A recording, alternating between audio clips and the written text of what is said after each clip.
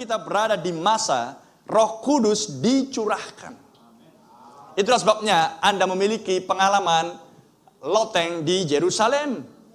Itulah Roh Kudus itu pertama kalinya turun dan mengurapi para rasul untuk melaksanakan penugasan pemberitaan Mesias dan disertai dengan tanda-tanda heran dan mujizat dan untuk melakukan perbuatan-perbuatan yang baik.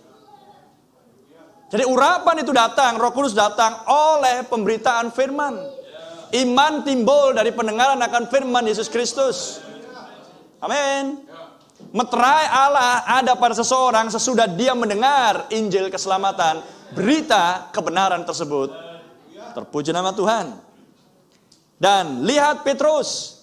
Petrus adalah seorang pengkhotbah yang diurapi. Petrus adalah seorang pengkhotbah yang dibuktikan benar. Petrus adalah seorang pengkhotbah yang dipilih sendiri oleh Yesus Kristus. Sehingga ketika dia berkhotbah, amin, dan firman ini ditujukan kepada orang pilihan, walaupun di situ banyak orang yang juga mendengar, tapi firman ini ditujukan kepada orang pilihan, itu adalah karena Roh Kudus yang menuntun perkataan tersebut. Karena hanya Roh Kuduslah yang tahu siapa yang benih pilihan, siapa yang tidak. Walaupun di situ ada 100 orang mendengar, ada 500 orang sama-sama mendengar. Amin. Sehingga Roh Kudus yang bekerja melalui mulut Petrus, di dalam kehidupan Petrus, pengkhotbah yang benar, yang diurapi. Haleluya. Maka yang keluar dari mulutnya adalah firman yang diurapi. Karena Kristus adalah firman pada mulanya. Dan firman yang diurapi ini wajib dituntun oleh Roh Kudus. Haleluya. Maka Roh Kuduslah yang tahu di mana benih pilihan. Amen. Haleluya. Urapan itu untuk membuat Anda melakukan kehendak Tuhan. Bukan emosi, bukan emosional, bukan sensasi. Ada amin. Sehingga jika Anda menyadari bahwa urapan itulah untuk melakukan kehendak Tuhan, Anda terikat untuk tahu apa yang menjadi kehendak Tuhan sebelum melangkah. Bukan karena sebuah perkawanan, bukan karena sebuah pertalian keluarga. Itulah sisi saluran yang salah itu. Dan kita juga pernah mengalami hal-hal yang seperti itu. Dan Tuhan izinkan. Adalah untuk kita belajar. Supaya bisa punya pengalaman, tahu langsung. Bukan kata orang. Bukan karena pembacaan. Tapi oleh sebuah pengalaman.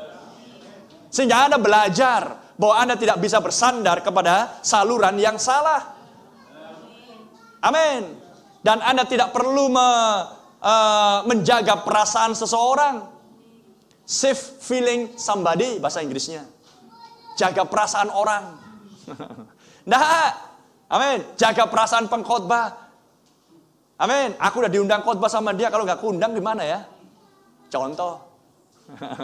Paham yang saya maksud kan? Bukan karena sama-sama pesan. Tidak. Buang semua konsep-konsep yang keliru itu. Anda harus berdiri sebagai seorang yang diurapi.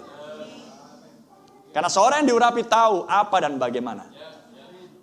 Mengendalikan setiap pemikiran dirinya di bawah kendali Roh Kudus, karena dialah seorang yang memimpin langkah orang benar. Anak Allah dipimpin oleh Roh Allah. Sehingga Yesus pun dipimpin oleh Sang Merpati. Sehingga lihat ketika dia berhadapan dengan beberapa banyak orang yang terbaring di kolam Siloam atau Bethesda itu. Menunggu kolam airnya tergoncang. Dan siapa yang masuk duluan maka ia sembuh. Roh Kudus memimpin dia kepada orang-orang yang sakit itu. Tapi hanya ada satu orang yang sakit disembuhkan dan kemudian Yesus pergi. Haleluya. Dan kalau itu dilihat oleh orang-orang yang lain yang kurang percaya, yang intelektual, yang pemikir bebas, Tuhan kan adil. Kalau dia seperti itu, berarti di mana letak belas kasihannya? Di mana letak keadilannya? Berarti bukan Tuhan dong Yesus. Haleluya. Terlalu mudah Anda untuk menemukan kesalahan. Tapi Anda tidak bisa menemukan misteri di balik semuanya itu. Karena Allah tidak perlu bertanya kepada siapapun untuk dia harus bertindak. Anak tidak bisa berbuat apa-apa kalau Bapa tidak memperlihatkannya terlebih dahulu. Yohanes 5 ayat 19. Jadi Yesus terikat dengan firman. Yesus terikat dengan Sang Merpati. Dan sebagai seorang anak Allah, sebagai seorang yang dilahirkan kembali, Anda terikat dengan Sang Merpati. Roh dan mempelai wanita berkata, amin. Anak Allah dipimpin oleh Roh Allah. Langkah orang benar diatur oleh Tuhan. Sehingga dari nas-nas yang saya tunjukkan, maka Anda tahu bahwa hidupmu adalah tawanan Kristus. Seorang tawanan yang diurapi. Haleluya. Untuk hanya mengerjakan apa yang menjadi kehendak orang yang menawan Anda. Terpuji nama Tuhan. Sehingga kehendak bebas mati. Karena sudah ditaruh di bawah kaki Yesus Kristus, tunduk kepada kehendak Allah yang sempurna. Amin. Sesuaikan dirimu, selaraskan dirimu dengan firman Tuhan. Karena kita dibawa pulang kembali ke Pentakosta yang mula-mula. Hati anak-anak di akhir zaman dikembalikan, dipulihkan kepada hati bapak-bapak.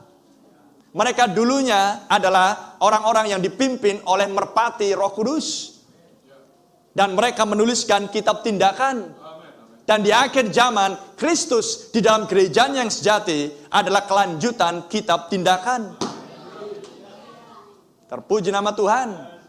Dan kita harus memanifestasikan hal yang sama seperti yang ada di kitab tindakan. Amin. Dan dibutuhkan urapan merpati Roh Kudus untuk Anda bisa mengerjakan semuanya itu. Anda harus menyelaraskan seluruh program hidupmu dengan apa yang menjadi kehendak Tuhan. Terpujilah nama Tuhan.